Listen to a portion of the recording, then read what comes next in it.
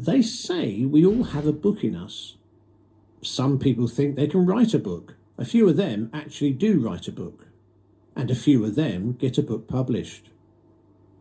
A few of them actually sell books. And a few of them sell enough to be a bestseller. An ever-decreasing number at each of those stages. Today, I'm delighted to have one such person who's gone through all those stages and has had more than one bestseller. And she is local. Hello to Bryony Best. Hello. Hello. 2 bestsellers, isn't it? It's 2, it is yes. 2 bestsellers. Well, much more from Bryony shortly, but we're also going to hear some music and artists that mean something to Bryony. So let's start off with a rather beautiful song by a gentleman who you don't normally associate with beautiful songs.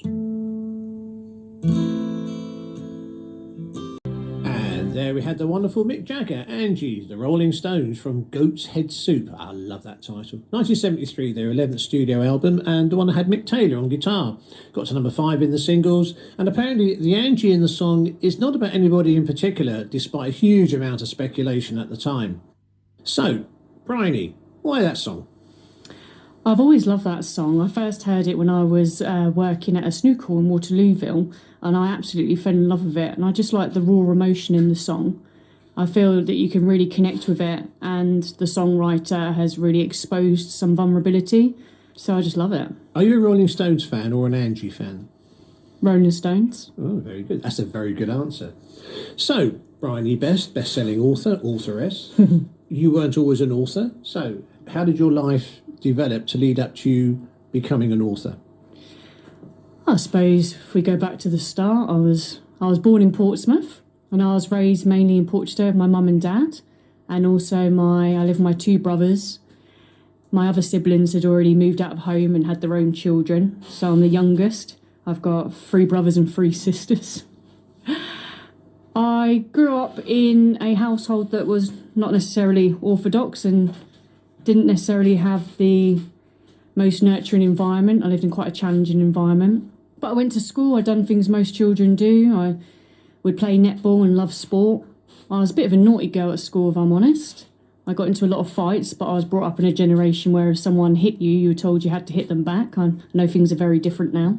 So yeah, I was a bit of a naughty girl, but I was also quite clever at school. They actually moved me up a year because apparently I was quite intelligent. They ran out of space. They started moving people up. But I always had that troublemaker name attached to me, which was unfortunate. You look so angelic sitting opposite me. Oh, I am. It's a good act. So I had a very challenging childhood, to say the least. My dad's from Ireland. My mum's from Isle of Wight. My dad was a heavy drinker. And I left school at 13 to go to work full-time to help pay towards the bills and rent. So my worries as a child were very different to most average children. I suppose they worried about what their friends were wearing to school, makeup, maybe nail varnish. I was worrying about whether I had somewhere to live, how I was going to get the money to help my mum pay the bills. So I started drinking at a very early age. So I was drinking from the age of about 13 to try and escape my actual reality at the time. And by the age of 16, I was a full-blown alcoholic, and I was told by doctors that I shouldn't drink anymore because I'd started drinking so young. I'd done so much damage to my organs that hadn't fully grown. Just out of interest, what sort of drink was it? Because the traditional drink for alcoholics, especially younger alcoholics, I believe, is cider. So was that what you were doing? I never drank cider. I drank absolutely anything, but my you have to remember, when I started drinking, I was very young. So I used to drink peach schnapps at one point, and then that moved on quickly to vodka, and then I found my true love, which was whiskey. Any particular one? Jack Daniels. Isn't it always? Yeah. So I suppose I didn't have necessarily a normal childhood or upbringing. I ended up becoming an alcoholic, and then that just tumbled into me becoming a drug addict as well. I had quite a checkered life, and by the age of 21, I was in hospital. I'd had a suspected heart attack, drug-induced. At 21? At 21, yeah. In 2005, I actually went into rehab in Portsmouth, Nelson Clinic, and that was the start of my recovery. It wasn't my actual recovery because within 2 weeks, I found out my father had died when I got out of rehab, and then I used it as an excuse to relapse, if I'm honest. And then time went on. I was trying to get off the drink, trying to get off the drugs. I was reducing what I was intaking. I was getting healthier and healthier.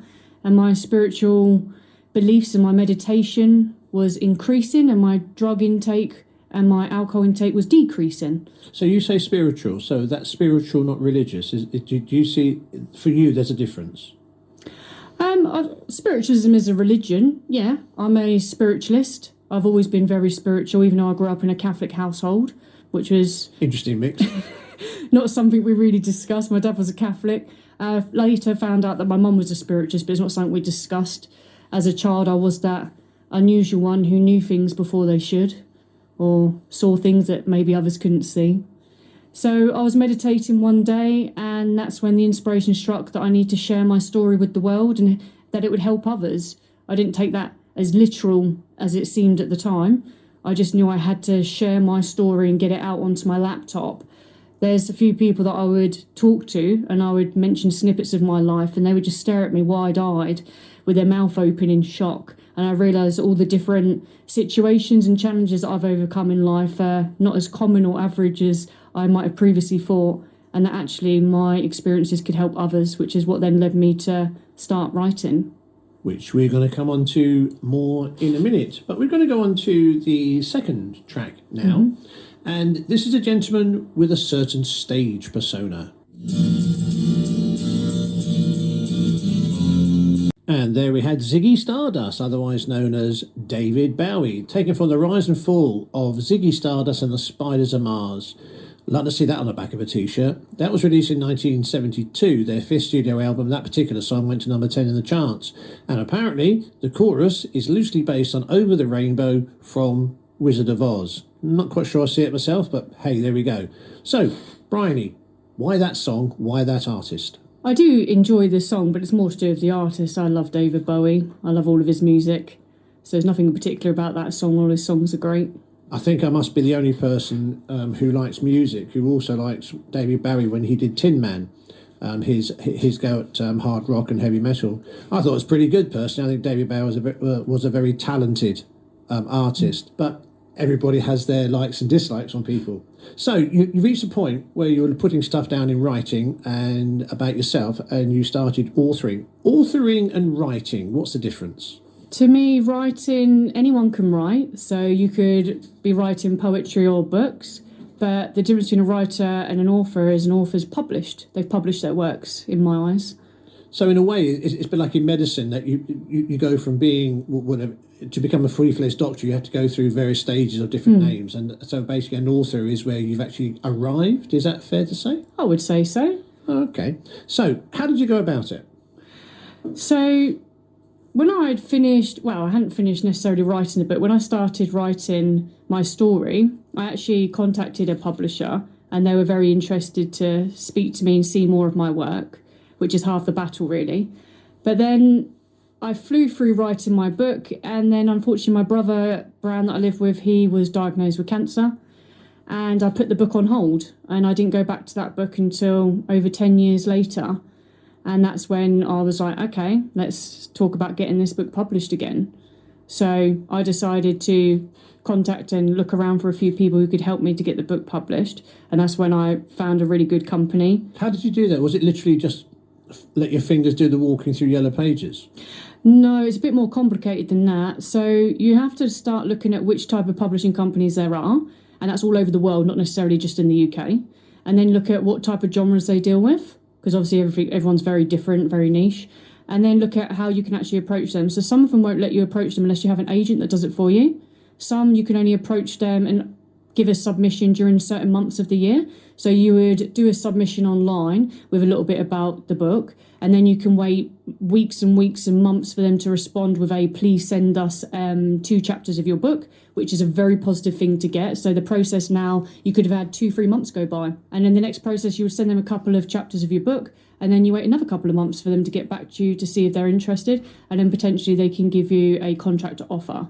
So it's a very long process. It's not as easy as just Googling and then finding, but you have to start looking into it based on what your genre is of your book. So different publishers are around for because yours is non-fiction. So you have non-fiction, you have fiction, and you have a mixture. So have different publishers are into those sort of categories, or do all publishers do everything? No, different publishers do different categories, but also different genres. So if you was going to release a book that was all about health and beauty, then you would find a publisher who maybe specialises in that type of genre of book, because not all of them do all of the types of publishings that you're thinking of. And some of them will offer traditional contracts, and some of the publishers will offer hybrid contracts as well. So it depends which avenue you're looking to go down. And what's the difference? So with traditional publishing, it means that they generally will front all the cost that's involved, but it also means that they will own everything. They will have control of that book. You're basically just selling it to them almost. But with the hybrid contract, you pay half the money and they would pay half the money, and they would offer to spend a certain X amount on marketing for you. But it does mean you wouldn't be in full control of that book either. But when you actually read through the contracts, that's when you can see how much money they're hoping to put into the marketing. And some of them it's as little as £1,000, which really does not go far at all. So you really have to look at what you're hoping to happen for the book. Most people are very, very much dazzled by the idea of a traditional contract, which means that they take all the costing on for you. But it also means that the books that you see in Tesco's, that are not put in there by Tesco's, by the way, they're put in by another company, Gardeners. And others are available, folks. We'll just add that. And they might be only getting 10p per book that's in there. And yet so you have to really look at what contracts are for you and what ones are going to work for how you want your book to go in the future. It's really strange because you hear about these things all the time with music. I think Taylor Swift, isn't it? She's just redone all her music to get her ownership back. Mm-hmm. And was it Michael Jackson owned all the Beatles stuff for many years and things, and they couldn't do anything without permission from those people. So you hear about it from a musical point of view, but then what you're saying is it's exactly the same, near enough, in the writing world. Yeah. So if you self-published your book or independently published, then you can keep the rights to all of your books. That can include the royalties as well. So your royalties can be set with whichever platform you'll be selling your book on. For example, there's a very big sales company that all of you will know that I will not mention, and they actually take 80% of all of my money. And that's before profit. Are you sure I can't get you to name them? No, don't. No, better not. And is this why you're a millionaire? Yeah, of course, yeah. I am a bona fide millionaire. That's the name of the next book, I think. Yeah, How to Become a Millionaire. It would sell a lot of copies. There's actually a big market for that. Oh, I bet. Self-help and all that.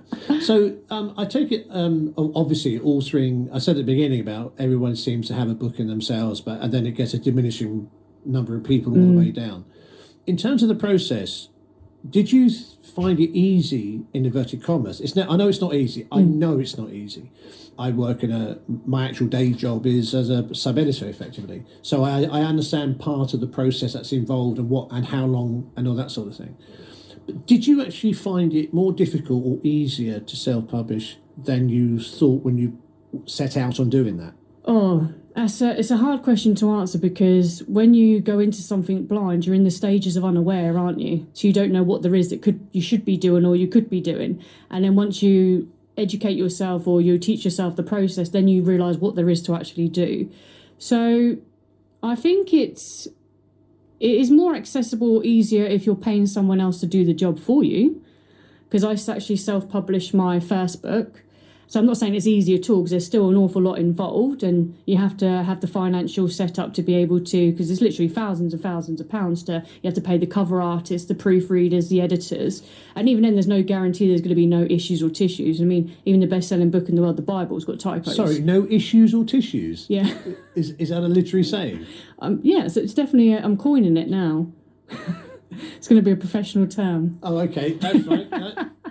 Everything has to start somewhere, doesn't it? And you are an author, make-believe is part of the territory you're in, isn't it? Definitely. Although not your books, of course. Not my books, but creativity.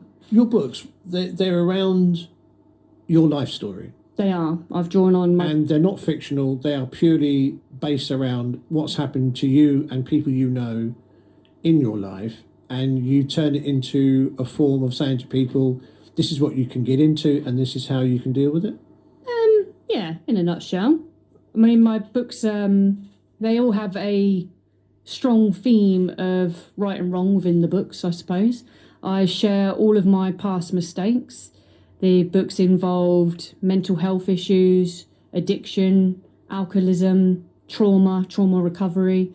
There's an element of spiritualism and healing throughout all of my books, which I think is relevant to everyone. And some of subjects that were really taboo subjects, but I think people are more open about talking about some of the issues and tissues that people have now.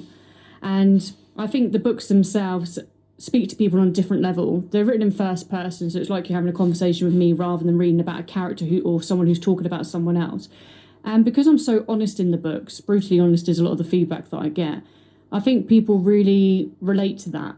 Because most people in this world nowadays with TikTok, Instagram, Twitter, they're trying to portray this perfect lifestyle and how they're the perfect person, when actually we're not. We're flawed. No one's perfect.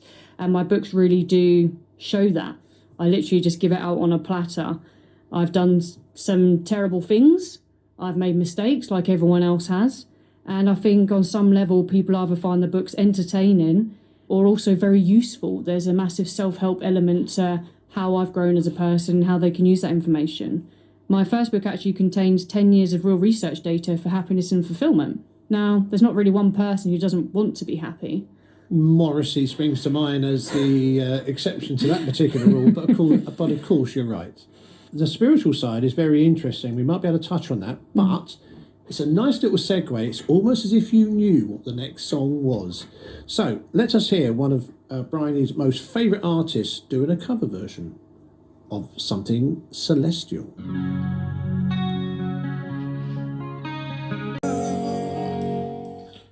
And there we had AC/DC's lead singer for a few years, Axl Rose, in his day job with Guns N' Roses, knocking on heaven's door, taking from Use Your Illusion 2 from 1991, their full studio album. That was actually written, as I think most people know, by Bob Dylan, but did you know it was for the 1973 Western Pat Garrett and Billy the Kid?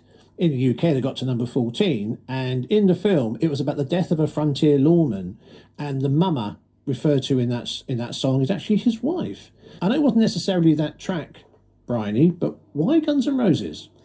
I've got a deep love for Guns N' Roses. I was first introduced to them as quite a young child by my older brother Brand, and my love for them just grew from then on. At the time when I started wearing Guns N' Roses badges on my tie and listening to Guns N' Roses songs whilst walking to school, they definitely wasn't thought of as cool. They weren't popular at that time. You're looking back in the 90s, but... So your friends were doing Spice Girls and you were doing Guns N' Roses? Pretty much, yeah. That's an interesting combination, isn't it? But I've got the last laugh because they've obviously grown up now and realised that Guns N' Roses is actually the way forward. So they realised I was cool all along and they just weren't cool enough to recognise it at the time.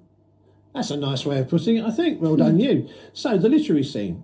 We've spoken about your books and how you've started to put your books, the 4 books, and do you want to go through them now? Tell me, what's the titles and how would you summarise each book? Okay, so my first book is The Girl from Pompey, and the subtitle is Discovering the Key to Happiness and Fulfillment.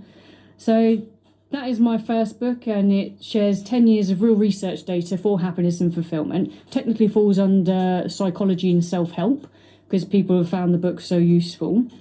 And it tells about me going through drink and drug addiction, some of the events that led up to it, and me getting towards a point where I was trying to get off of the drink and drugs, but whilst researching happiness and fulfillment.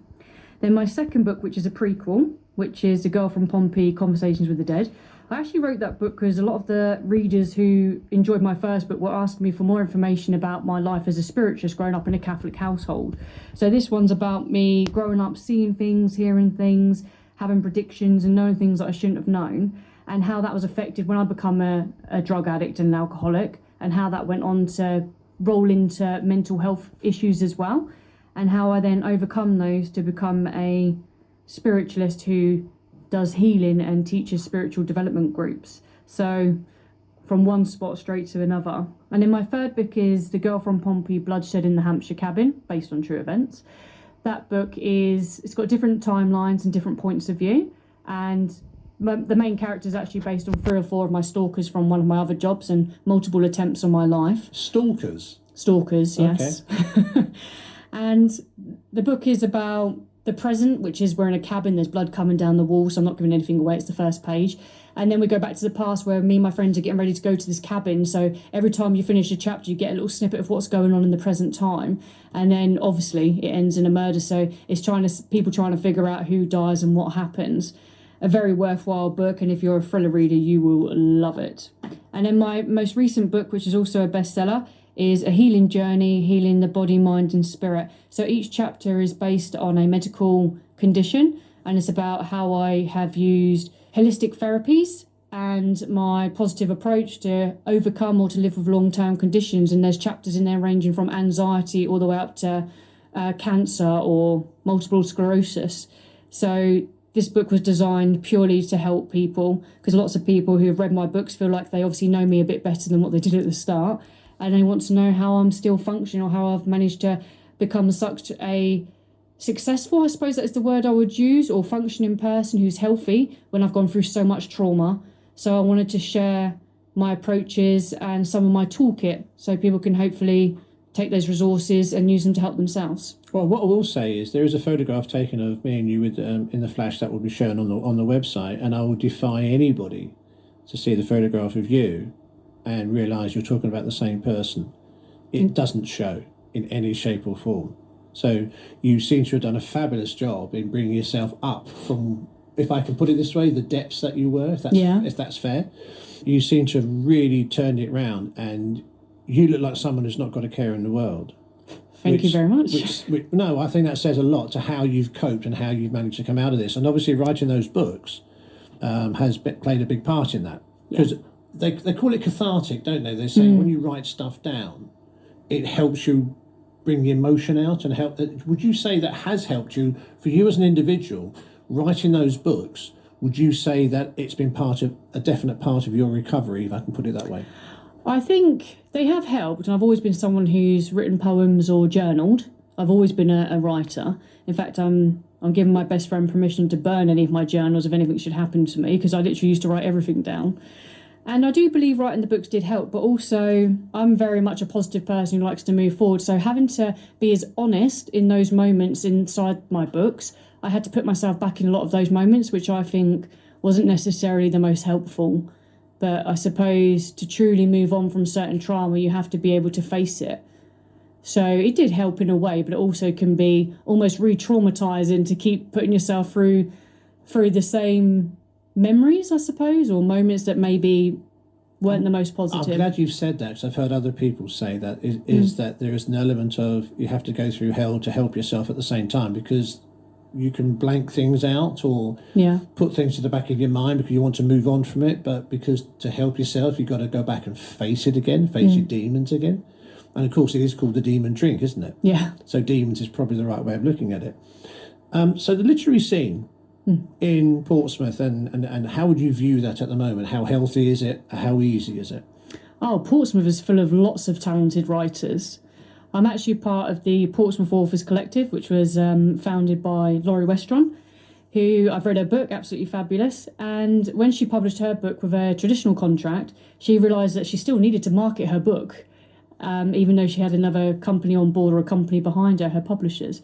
And she formed a group so all writers could band together, strength in numbers. And what we do is we share best practice with each other. And we also attend events together as well. So, for example, we were just at the Portsmouth Dockyard, and next month on the 16th, we've got the Love Southsea Market at Palmerston Road. So we will share the price of hiring that stall, and we'll have all of our books there, and we'll help to sell each other's books as well. So I think we have an awful lot of writers in Portsmouth.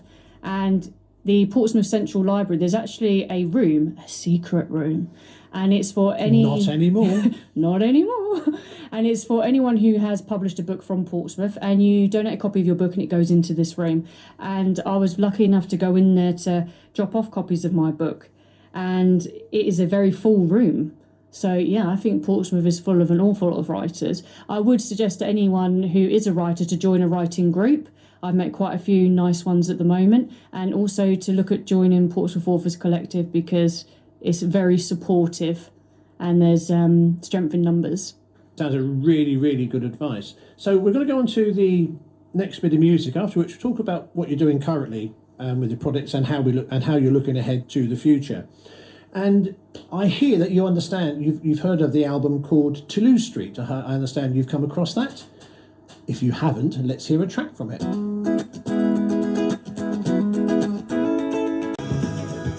If anybody listening wasn't jigging and jogging around to that, I don't believe you. That was the Doobie Brothers. Listen to the music from Toulouse Street in 1972. That was their second release. Written by Tom Johnson, A Call for World Peace. Well, who can disagree with that? So, Bryony, why that song? I fell in love with the Doobie Brothers over in France. My mum and her partner, Alan, would be driving me through France and he would be blasting out the Doobie Brothers. So I love all of their music, but that song in particular is just such a happy, upbeat song. So it's a nice memory for me. Which is always very important, isn't it? Oh, so, what's your next project as an author? Oh, my next project? Book number 5, I suppose. Yeah, okay. I think I could work that one. I mean, the one after that's going to be book number 6. Okay. Yeah. We get the trend. Is there a Star Wars theme to this? There might be. No, I do plan on writing. I'm actually on a writing break at the moment, so I haven't actually typed out any story on my keyboard for at least a month and a half, and I promised my partner I'd leave it for at least 2 months. So I'm actually trying to... Sorry, any particular reason? Well, I work 5 jobs, up to 90 hours a week, so we don't get to really see each other or spend any time together. And what's the problem with that? I know. That's why we never argue. But I used to spend 2 hours writing on a Monday, so my timing from 1 a.m. to 3 a.m. and then 5 a.m. in the morning to about 10 at night is purely work. So by me not writing on a Monday, I get a Monday evening with my partner. So that's why I've took a bit of a break from writing. But I've been... So I can ask you, what does he think of the books? He loves them. He thinks they're absolutely brilliant. He's even written a guest chapter in my latest book. He's written a chapter about multiple sclerosis because he's an inspiration and I absolutely adore and admire the way that he has coped with his medical diagnosis. So, blimey, that's some testimony. Yeah. So your 5th book is going to be about what, if you can say? Well, I've got a few different ideas. Unfortunately, I've had quite a few challenges in my life, so I've got a load more Girl from Pompey books up my sleeve, so don't worry about that. But I'm thinking about writing a book about ghost stories or people's experiences with the paranormal. My second book, Conversations with the Dead, is actually a best-selling book. And a lot of people have approached me with their experiences with supernatural, but not everyone has the ability or the finances or the knowledge of how to actually write a book. So a lot of people have said they'd like to share their stories with me so I could share them in a collaboration of books. So that's one idea. I'm going to continue going to local and private events, which I thoroughly enjoy. And also I'm still getting invited into schools where I actually teach early intervention for mental health and drink and drug addiction to teenagers, which I hope to continue through next year. And you got something coming up on the 9th of December? Yes, I have an event at the Fratton Bookshop on the 9th of December, and that's 10 till 2 p.m, and I'll be selling lots of Girl from Pompey books and memorabilia, all at discounted prices. So hopefully you do come on down and see me then. And I also have on the next day, I'll also be at a Mind, Body and Spirit Fair in Havant, and on the 16th I'll be at Palmerston Road with the Portsmouth Authors Collective for Love Southsea. So what's your hopes for the future writing-wise? The dream is to be a full-time writer and not to be working 90-odd hours a week. Very difficult, which I'm hoping is going to happen from May next year. I shall hopefully be a full-time writer. And are you going to sell the film rights to Netflix or something? No. No? No, I'll collaborate with them. Oh, okay. So who would you like to play you in a film? Do you know, I get asked this question a lot. And if you actually look at any of my online interviews, you'll see that I have no knowledge of up-to-date actresses' names, so I wouldn't have a clue. I'm literally a chameleon, so I'm someone who can be so many different types of people. I wouldn't have a clue. Who would you suggest? I've written down 2. Oh, do tell. There you go. Carey Mulligan. Oh, no, not a name that rings a bell. And Keira Knightley. Keira Knightley? Oh, no. No? Oh, no. Why? I don't like her chin. Well, I'm sure we can find Kira's address and we can send a copy of this. Oh, no. So, I would say one thing which would sum you up for me in 1 word or 2 words. So what's interesting is the title track of this last song is written as 1 word or 2 words. But whichever way it is written, for me, This is Bryony Best. And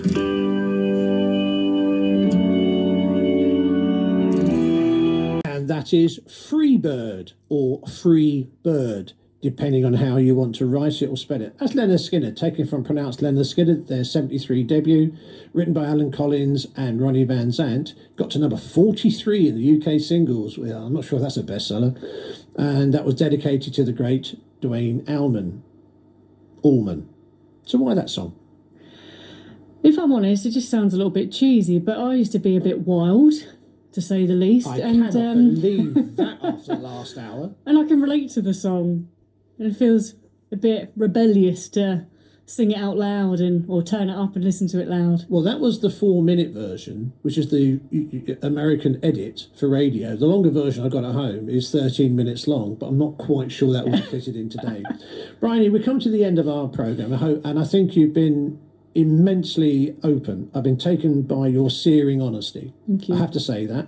I'm not sure many people I know would have been had the confidence to speak as you have so matter-of-factly about what, let's be honest, are some pretty dark subjects and some pretty dark areas in anybody's life.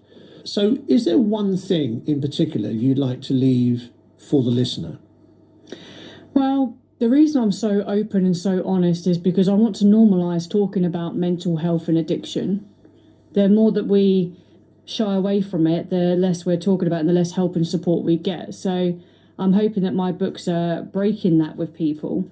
And people can always contact me if they want to reach out. But there are local groups that you can go to too. So you don't have to suffer alone, especially with mental health or any type of addiction.